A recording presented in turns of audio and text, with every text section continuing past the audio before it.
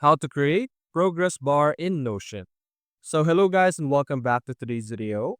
In today's video, let's show you how you will be able to create a progress bar just like this one over here.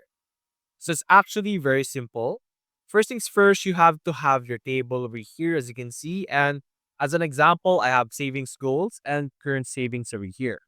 I want to track my current progress on how much I have currently saved in comparison to my goals as you can see here. So what you're going to be able to do or what you need to do is you're going to add a new column option over here and simply click on formula. In this formula, name it percentage or whatever name that you want. Go and click on edit formula.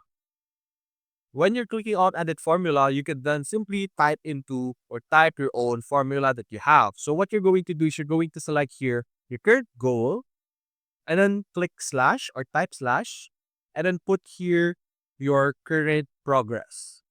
So basically the goal divided by the progress. Then click on save. As of now, as you can see, you're going to see a number. So you're going to click here.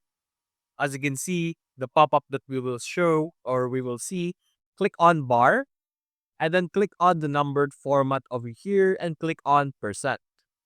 By doing that, you can see here that you will then be able to have a percentage and a bar over here. Then you could set up some decimals over here, as you can see, and you will then be able to have your percentage over here. So it depends on the situation or the type of context you're trying to make it for. So it might be different on different types of scenarios, but that is how you will be able to make a progress bar in Notion. So that's basically it, guys. If you enjoyed this video, leave a like and subscribe. Thanks for watching.